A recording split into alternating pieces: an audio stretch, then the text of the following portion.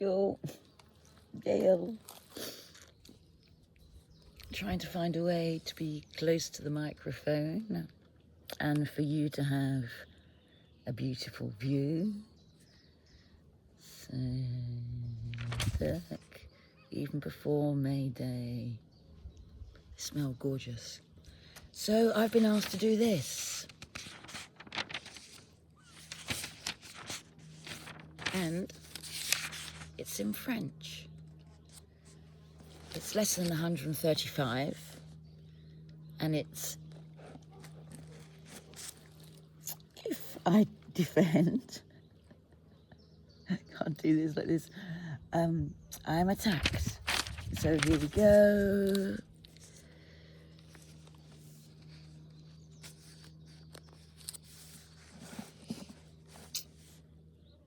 Si je me défends, je suis attaqué. Qui se défendrait à moins de penser qu'il est attaqué, que l'attaque est réelle et que sa propre défense pourrait le sauver? En cela réside la folie de la défense. Elle donne aux illusions pleine réalité, puis elle tente de les traiter comme étant réelles. Elle ajoute illusion à illusion, rendant ainsi la correction doublement difficile. Et c'est cela que tu fais quand tu tentes de planifier le futur, d'activer le passé ou d'organiser le présent selon tes souhaits. Tu opères en partant de la croyance que tu dois te protéger de ce qui arrive parce que cela doit contenir ce que te menace. Le sentiment d'être menacé, c'est l'admission d'une faiblesse inhérente. C'est la croyance qu'il y a un danger qui a le pouvoir de réclamer de toi une défense appropriée. Le monde est basé sur cette insane croyance. Et toute la structure, toute la pensée et tous ses doutes, toutes ses sanctions et c'est l'ordre armement, c'est la définition légale et ses codes, son éthique, ses dirigeants et ses dieux, toutes ne servent que à préserver son sentiment de menace, car nul ne parcourt le monde dans une armure qui n'est la terreur lui serrant le cœur. La défense est effrayante. Elle amène de la peur, augmentant la peur au fur et à mesure que chaque défense est faite. Tu penses qu'elle offre la sécurité, ou elle parle de peur rendue réelle et de terreur justifiée. N'est-il pas étrange que tu ne arrêtes pas tandis que tu élabores tes plans, grossis ton armure et resserres tes verrous pour te demander ce que tu défends et comment et contre quoi? Considérons d'abord ce que tu défends. Ce doit être quelque chose de très faible et de facile à salir.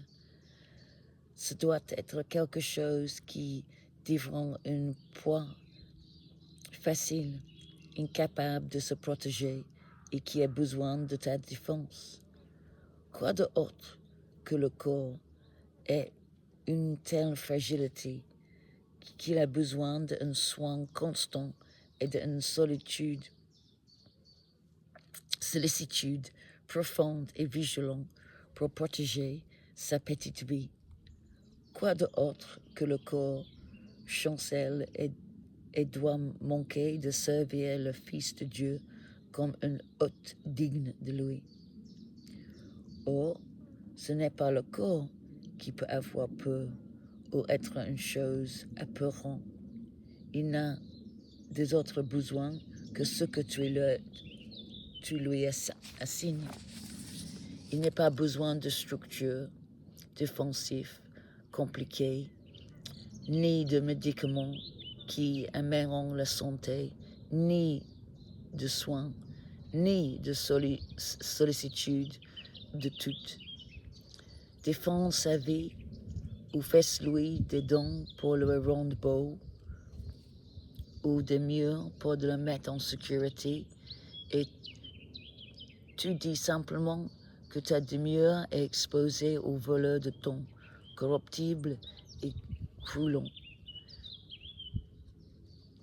Est-ce si peu sûr qu'il faut la protéger au risque de ta propre vie? N'est-ce pas une image apeurante? Peux-tu être en paix avec une telle conception de ta demeure? Or, qu'est-ce qui adouate le corps du droit de te servir ainsi, sauf ta propre croyance?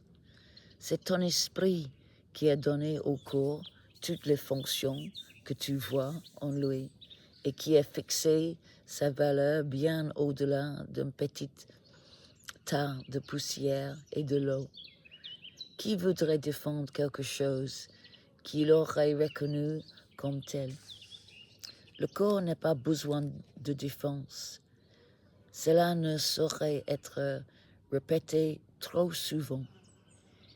Il sera fort et en bonne santé si l'esprit n'en abuse pas en lui, en enseignant des rôles qu'il ne peut remplir, des buts hors de sa sphère et de visées exaltées qu'il ne peut accomplir. De telles tentatives ridicules et pourtant si profondément chéries constituent la source de nombreuses folies et attaques que tu portes contre lui, qu'il semblait décevoir tes espérances, tes besoins, tes valeurs et tes rêves. Le soi qui a besoin de protection ce n'est pas réel. Le corps qui est sans valeur et ne vaut guère le moindre défense a besoin simplement d'être perçu comme quelque chose de tout à fait à part de toi, et il devient un instrument sain, fonctionnel, par lequel l'esprit peut opérer jusqu'à son utilité a cessé. Qui voudrait le garder quand son utilité a cessé? Défends le corps et tu as attaqué ton esprit. Que tu avoues en lui les fautes, les faiblesses, les limites et le manque dont tu penses que le corps doit être sauvé. Tu ne verras pas l'esprit comme étant séparé des conditions corporelles, et tu imposeras au corps toute la douleur qui vient de concevoir l'esprit comme limité et fragile, à part des autres esprits et séparé de sa source. Voilà les pensées qui ont besoin de guérison, et le corps répond par la santé quand elles ont été corrigées et remplacées par la vérité. Voilà le seul défense réel du corps. Or, est-ce que là que tu cherches sa défense, tu lui offres un genre de protection qui ne lui gagne aucun bénéfice, mais ne fait qu'ajouter à la détresse de ton esprit. Tu ne guéris pas, mais ne fais que ôter l'espoir de guérison, car tu manques de voir où l'espoir doit résider pour être significant. Un esprit guéri ne fait pas de plans. Elle exécute les plans qu'il reçoit en écoutant une sagesse qui n'est pas le sien. Il attend jusqu'à ce qui ait été instruit de ce qu'il faut faire, puis il entreprend de le faire. Il ne compte sur lui-même pour rien, sauf son aptitude à accomplir le plan qui lui sont assignés.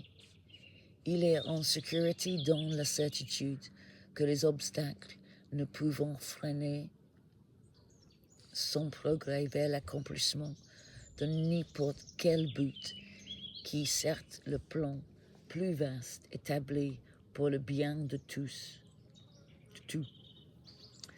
Un esprit guéri est soulagé de la croyance qu'il doit faire des plans, bien qu'il ne puisse connaître quel est le meilleur résultat, par quel moyen il est atteint, ni comment reconnaître le problème que le plan est destiné à résoudre.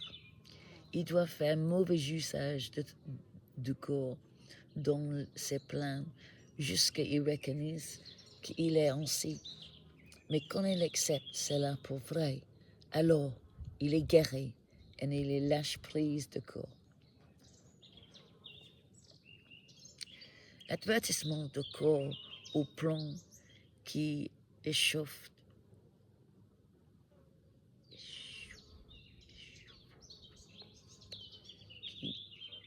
de l'esprit non guéri pour le sauver lui-même doit rendre le corps malade. Il n'est pas libre d'être un moyen d'aider dans un plan qui dépasse de loin sa propre protection et qui nécessite ses services pour un court moment. En cette qualité, sa santé est assurée, car tout ce que l'esprit emploie pour le fonctionnement parfaitement et avec la force qui lui a été donnée et qui ne peut faillir. Il ne peut être pas facile de percevoir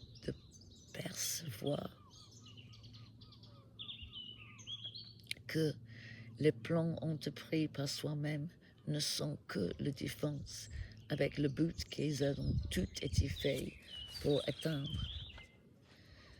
Ce sont les moyens par lesquels un esprit effrayé voudrait entreprendre sa propre protection au prix de la vérité.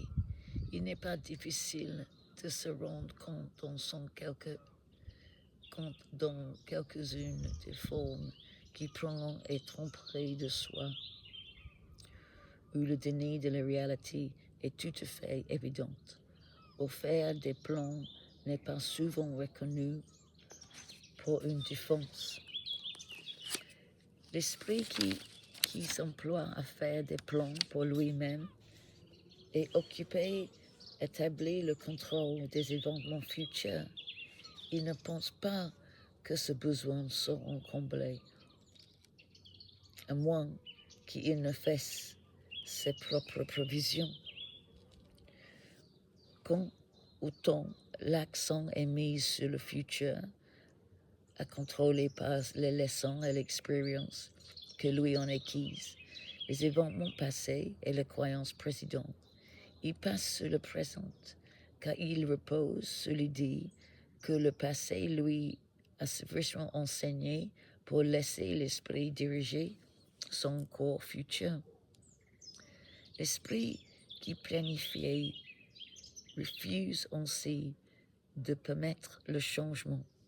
Ce qu'il a pris approuvant devient une base pour ses buts futurs. Son expérience passée dirige son choix de ce qui arrive. Et il ne voit pas ce qu'il est maintenant et tout ce dont il a besoin pour garantir un futur tout à fait différent du passé, sans continuité de vieilles idées et croyances malades. L'anticipation n'y joue aucun rôle, car la confiance présente indique la voie. Les défenses sont le plan qui tout entreprendre de faire contre la vérité. Il visant à sélectionner ce que tu as prouvé et ne pas tenir compte de ce que tu es considéré incompatible avec tes croyances au sujet de la réalité. Or, ce qui reste est certes insignifiant, parce que c'est la réalité qui est là, menacée, car c'est ta réalité qui est là, menacée, que tes défenses voudront attaquer, obscurir, désassembler, et crucifier. Que ne pourrais-tu accepter si seulement tu savais que tout ce qui arrive, tous les événements passés, présents, à venir, sont planifiés avec douceur par celui dont le seul but est ton bien? Peut-être as-tu mal compris son plan, que jamais il ne offre le douleur, mais tes défenses ne t'ont pas laissé voir sa bénédiction amante luisant sur chaque pas que tu aies jamais fait. Alors que tu faisais tes plans de mort, il te conduisait doucement vers la vie éternelle. Ta présente confiance en lui est la défense qui promet un avenir imperturbé, sans trace de chagrin et pleine joie qui augmente constamment, tandis que cette vie devient un instant saint, fixé dans le temps, mais dont on compte seulement l'immortalité.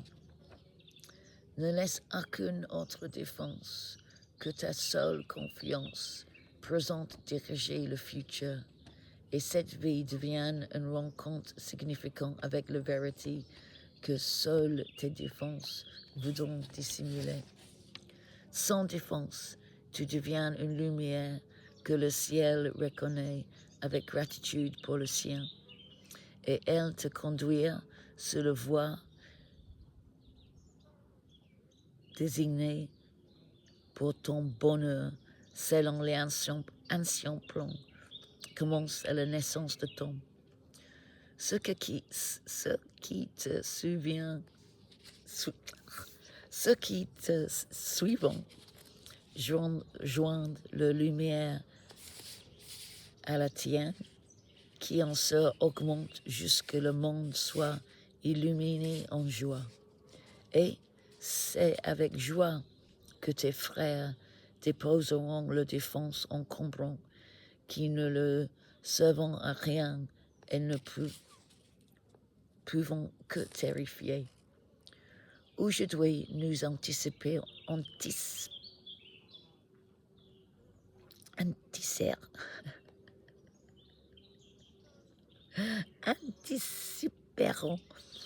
ce moment avec une présente confiance, car il fait partie de ce qui a été planifié pour nous. Nous serons sûrs que tout ce dont nous avons besoin pour accomplir cela aujourd'hui nous est donné. Nous ne faisons aucun plan quant à la façon dont cela sera fait, mais nous nous rendons compte que notre non-défense est tout ce qui est requis pour la vérité se fasse jour dans nos esprits avec certitude. 2 fois aujourd'hui, pendant 15 minutes, nous nous reposerons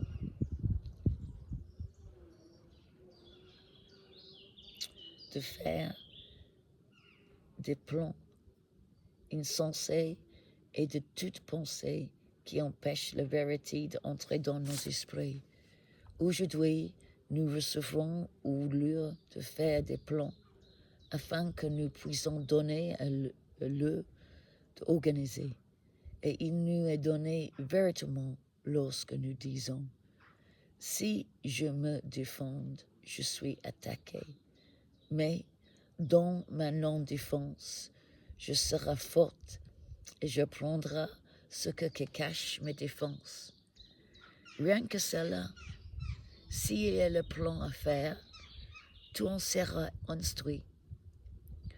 Ce ne seront peut-être pas le plan dont tu croyais qu'il était besoin, ni cette la réponse aux problèmes auxquels tu pensais être confronté, mais ce sont les réponses à une autre sorte de questions qui restent sans réponse, bien qu'il y ait besoin d'une réponse, jusque la réponse te vient enfin.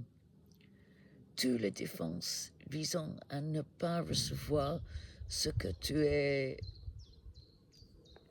recevras aujourd'hui, ou dans la lumière et la joie de la simple confiance, tu te demanderas seulement pourquoi tu n'as jamais pensé que tu devrais être défendu contre la délivrance. Le ciel ne demande rien, c'est l'enfer qui fait les extravagants demandent le sacrifice. Tu n'abandonnes rien aujourd'hui, dans ce moment où, sans défense, tu ne présentes à ton Créateur tel que tu es réellement. Il s'est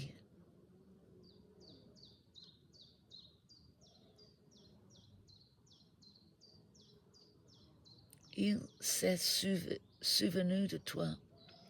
Aujourd'hui, nous nous souviendrons de lui, car voici les Pâques de ton salut.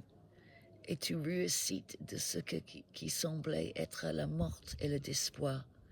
Maintenant, la lumière de l'espoir renaît en toi, car maintenant, tu viens sans défense pour apprendre quel rôle tu as dans le plan de Dieu, quelle valeur pouvant encore avoir les petits plans ou les croyances magiques quand tu as reçu ta fonction de la voix pour Dieu lui-même. N'essaie pas de modeler cette journée de la façon dont tu crois qu'elle te profitait le plus, que tu ne peux concevoir tout le bonheur qui te vient sans faire le plan.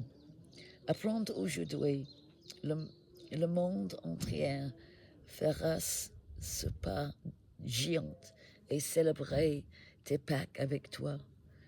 Tout le long de la journée, lorsque les sottes petites choses apparaîtront pour susciter la défense en toi et de tenter de tramer des plans, souviens-toi que c'est un jour particulièrement pour apprendre et d'admettre le ainsi. Ce sont mes Pâques. Je voudrais les garder sains. Je ne me défendrai pas parce que le Fils de Dieu n'a pas besoin de défendre contre la vérité de sa réalité.